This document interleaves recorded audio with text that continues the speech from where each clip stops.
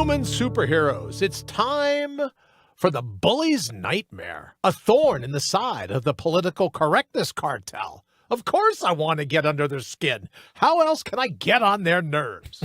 It's Brian. I'm in and very glad you joined us for today's ride. So what do you say? Let's get ready to mortal up. And a good morning to you, bright and early this morning, for episode number 479 of the Brian Brawdy Show. Oh, let me get to this right away because I forgot yesterday. I don't want anyone upset. There is the prayer bowl. Heard around the world, just because we can't get the gong to fit in here. But welcome, as I said, episode 479 of your 20-minute victory. Trying to keep this, so we don't want to clog up the web, right? So we're going to keep 20-minute victories down for a little bit, maybe just a little longer, till the stay-at-home order is lifted, the lockdown, the siege, right? This all goes away. We'll be doing the 20-minute victory. But then we've got some new programming. We'll discuss that maybe a little later today or later in the week. But you know where you are. You're at the home of your cognitive bodyguard to get around the paralegals over at YouTube, who decided to put a copyright violation. I have my oldest son, Parker, is doing a Mandalorian for us, the Mandalorian of the human mind. Of course, we've also been called a mental archaeologist. Boy, I like that one. So welcome, whatever you call us. Welcome to episode 479. And I wanted to give you a little bit of an idea of what poor Wayne has to go through when we get ready to do this. And he always says to me, just be quiet in the very beginning, right? Don't talk over yourself. And I said to him, like I did this morning, I said, ooh, I'll be quiet as a mouse. And right. So then my mind takes off like a lab going after a Frisbee. And I go, oh, here's what I promise. I'll be quiet as a church mouse. Then it dawned on me. Wait a minute. If you're a church mouse, are you quieter? Are you a little softer with your churchy mousiness than say a rodent, a rat in New York City that just like jumps out of the garbage cans after you? It's like got a Tourette syndrome. If you're a rat, is a church mouse a little quieter? So the only reason I'm even taking up your morning with all this is I wanted to give you an idea of what poor Wayne is up to when he has to put up with me. It's hard to tell where my mind's going to go. So I thank Wayne for everything, and most certainly helping me, which is clearly it didn't work this morning, but helping me stay out of my own way. All right, we got a lot to talk about today, so let's get to it. Most certainly, let's get right to our breaking news, because I really think this is news you can use.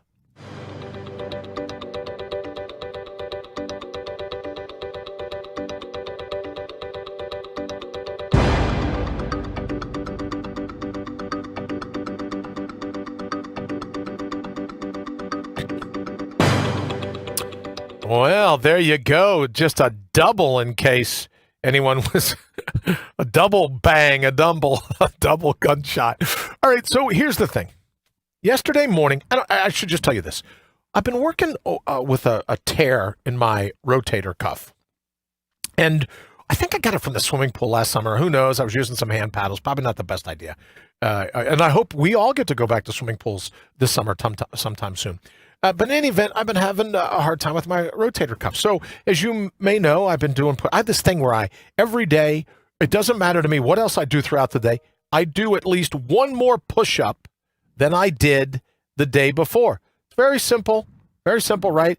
I just make sure that if I do 150 on one day, I do 155, let's say, on the next day. Some days I get a little squirrely. I tried to add more, but, I was up to a pretty decent number, and then the shoulder just started to hurt. It hurt so bad that I couldn't sleep at night. I'd roll over to grab the pillow or this and that, and I'm like, oh, man, and trying to do massage. You're wrapping yourself in ice bags. I go, this is ridiculous. Save the ice for your drink, right? It's just craziness. So yesterday morning, here's my breaking news. Yesterday morning, I decided that I was going to head over and hit the local drugstore. I forget, maybe it was Walgreens. I don't know. Could be. I don't know what it was. The local drugstore, whatever it was. And now, honest to goodness, I haven't sneezed in 6 months. Easy, 6+, more than that probably. I don't think I've sneezed all winter long. So I decided I'll go over and look for one of those wraps, kind of like to give my scapula a stay-at-home order. One of those Velcro things that holds your shoulder right in place. You know what I mean? So you're shaking your arms around like, danger, Will Robinson, right? But it'll hold my shoulder in place. So I decided, yeah, okay, that'll be great. I'll go over. It's pouring. No one will be there, right? So I'll get in, I'll get what I need, and I'll get out. This is why I say Irish luck. Don't believe the hype. I walk in the door, these doors, and there's signs everywhere. Oh, if you're sick.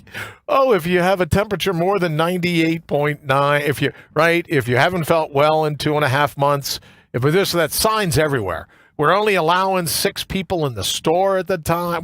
Just everything, every possible speed bump to me getting in, talking to the pharmacist, seeing if they got this wrap and me getting out. So I go in, bunch of people in the store. The door's open, right? I start to walk through, and I am instantly hit by the overwhelming, noxious smell of cleanser.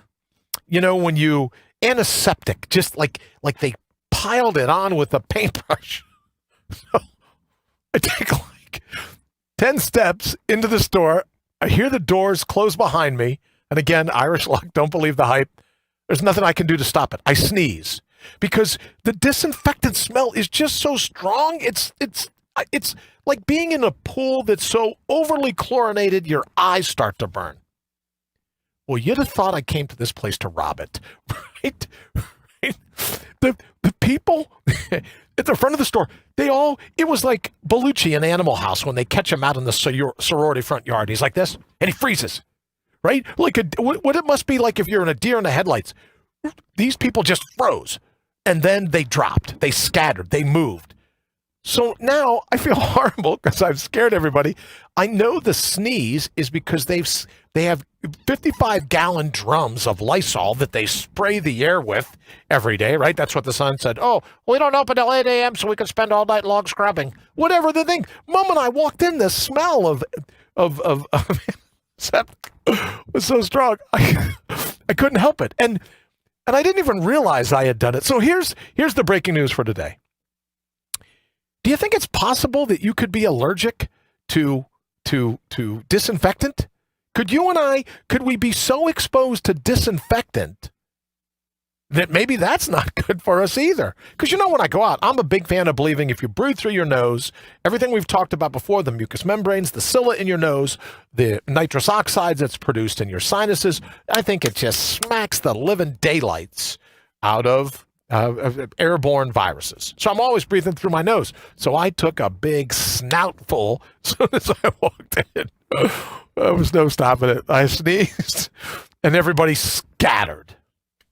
So here's the thing. If you think you could be triggered by the overwhelming noxious smell of disinfectant, maybe you should wear a mask. And I had a little Darth Vader mask. Would have been great if I would have remembered to bring that down, right? But I'll bring it tomorrow, but just imagine that I have a Darth Vader mask that I'll be wearing with me from now on. I guess it would be up like that. A Darth Vader mask to make sure that if I'm overcome by Lysol, it won't scare everyone. I know I'm okay, right? Red Cross knows I'm okay. They wouldn't be taking all my blood and my platelets and everything else. They know I'm okay. But apparently the shoppers that froze and then you talk about petrified, froze and then scampered. You really would have thought I got caught in the car letting air out of the tires. It was unbelievable. So for whatever it's worth, just be careful. If you don't wear a mask out in public and you find yourself that you think you might be susceptible to the overwhelming and noxious smell of disinfectant, just be forewarned, people are going to give you a really strange look. All right, so now I'm very excited about this. I think we rolled it out.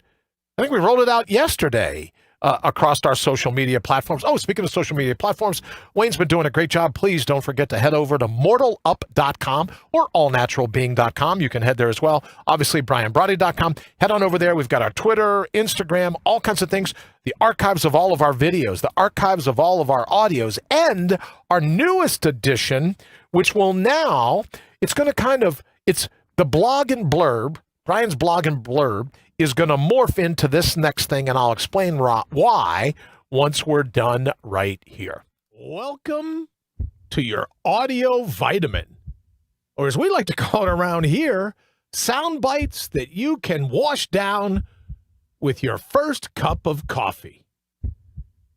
All right, so here was my thought when we did it, right? We love the blog and blurb, but we want to be respectful that people got to get up and get moving, even if they're just moving to the other room. You want to get up and get going. So sometimes the blog and blurbs can be a little longer. What we wanted to do was an audio vitamin, right? You may take vitamins or supplements, right? And it's a sound supplement, something that you can get through in 60 seconds. Won't be a lot of reading, but it's a different quote, different things. Yesterday was Helen Keller. This morning is one that I came up with, that I wrote, that we'll be posting on social media throughout the place today. But our audio vitamin for today is just this. You're interested in authenticity. It's more an act of bravery than an act of creativity. Your authenticity, more about being brave than about being creative. So what exactly do I mean by that?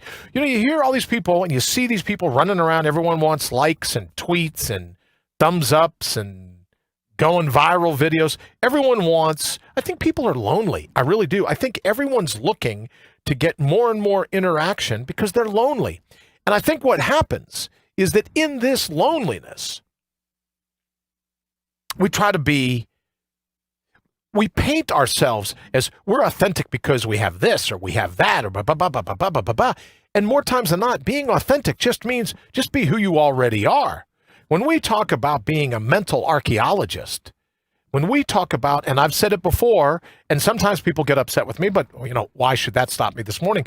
I've said before that my understanding of PTSD, and I've been dealing with it since I was little, right? Grow up with an alcoholic father, a physically abusive alcoholic father, and we'll get into it some other time. But then, you meet an overly friendly Catholic preacher. It's a cocktail mix. It's a drink made in hell. You just don't want it. But in any event, I've learned that PTSD for me stands for put the shock down. Just the PTSD, put the shock down, and get on with your life. So when I talk about being a mental archaeologist, when we talk about the human mind's Mandalorian or your cognitive bodyguard, I'm simply saying that our authenticity, the bravery it takes to go back through all that pain and go, okay, prior to the shock, prior to all the socialization, prior to all the lessons, prior to everything that I've been exposed to, what was the me that was me before all of that baggage, before all of that trauma? If I could put the shock down and I could just set the shock aside for a minute, put it down. And as you probably can imagine, being a cop in New York or doing some of the other things I've done, I've seen what happens. I've witnessed a lot of shock, let's just say, when it comes to the human body. And when we have the chance to put the shock down, and remember who we were, that authenticity takes a lot of bravery. But I think if you look at some of the studies now of PTSD, and you look at, now they say, video games work really well. Yeah, because you go back into that moment when you first experienced the shock, and then you decide as you come out of it, yeah, I think I'll put that shock down. I think I'll put that sadness down. And for me, when you do so, it allows you to get back to the you that was you before you forgot who you ultimately are. You're not a collection of traumas. You're not a bag full of different things that have maligned you throughout life. And that's when we talk about the mental archaeologist. It is like that. It's like it's an ancient antiquities site, and you're just digging through, trying to get through all the other stuff, trying to remove everything, which is why I say all the time, it's not about motivation, it's about recollection, right? It's about remembering who you ultimately are. If you need to be motivated, then you've already missed the boat. Wait for the next one to come through, which is called the recollection, and recall who you ultimately are. Then you have authenticity, but it takes a lot of bravery to do that. Soul searching, you hear it called. A lot of bravery to do that. So our audio vitamin, a reminder, again, our audio vitamin for today, authenticity, way more an act of bravery than it is creativity. It's personal bravery, not personal creativity. If you have to create it, it's not authentic. If you have to manufacture it, it's not authentic. The true you is buried beneath all of that rubble, all of that philosophical plaque, right? Buried beneath all of that. That's the real you. So when we talk about what are we going to do post-pandemic, what are we going to do to face the hurdles ahead, that's why I say all the time, mortal up, fall back on the real you. Because the real you has seen this kind of thing before. You may not think it, but the real you has seen this kind of trauma, has seen this, this quiet, the pain, the fear, the hurt. It's seen it all before. It knows how to deal with it. So by falling back on that, we can trust ourselves. I guess what I want to say is we can trust ourselves to be authentic. So remember who you ultimately are, not the baggage, not the traumas, not the shocks. Put the shock down. You can pick it right back up, put it right near you. You can pick it right back up when you want to, but it's you outside of all the other baggage. That's the you we're talking about when we say to mortal up. So the great news, which is why you've heard me say plenty of times, this is the greatest time in the history of the world to be alive. Forgetting about my rotator cuff pain, right? But forgetting all that. This is the greatest time in the history of the world to be alive because this is the invitation, right? Every challenge confronts us. This is an invitation for your adversity to be your advisor, right? For your obstacle, as we've said before, your obstacle to be your oracle. What are you supposed to learn? Yesterday, I did another post, wounds ooze wisdom. Well, what are you and I to learn from this? Yes, I know you're saying don't eat bats. Sounds like a good call, right? But what else are you learning from this? Hopefully you've learned that if you're, as we said, as we talked about, if you're waiting on any government agency, state, local, federal, any governmental agency, to be your hero or your heroine, to ride in on a white horse and save you, you've backed the wrong pony. So all I'm here to simply suggest is if you put the shock down, then you can deal with it truthfully. You can deal with it unencumbered for the whole laundry list of reasons you think you'll never get through this. But I'm here to tell you, I think you will get through it. And the quickest way to do it is remember who you ultimately are. That buried logic, that authentic vigor, to apply your natural resources, and you'll be able to pull off anything. All right, as we get ready to get out of here, again, the 20-minute victories, don't forget, head on over to mortalup.com. Thank you. We continue to grow every day. You can check out, well, if you go to mortalup.com, you'll get the link to our YouTube page, Counterpunch Media. You get the Twitter, you get the Instagram, pretty soon, I think, the Facebook, but we'll see. Oh, and we're also going to be going to a little longer programming. We'll tell you about that here in the days ahead. But for now, I want to wish you an absolutely fantastic day. I want you to be fully remembering who you ultimately are. Don't fall for all the watering down. Don't fall for all the brainwashing. Don't fall for all the reasons that they're telling you, oh, that's you're always going to be a victim. When did becoming a victim, when does it become so vogue to be a victim? Put that shock down. You don't need to be a victim. You're a badass. And I hope today is the day that you rise to that. Remember, if nothing else, you look up, you stand up, you bring your own bold, and you mortal up. Till tomorrow morning, have an absolutely fantastic day. If there's anything we can do for you here at Brian Brawdy Associates or the Brian Brawdy Show, please just hit us up on social media. We'd absolutely love to help in any way they can. All right, we will see you back here 24 hours from now, bright and early. Well, 23 hours and 40 minutes thereabouts. We'll see you back here tomorrow morning. Have an absolutely fantastic day.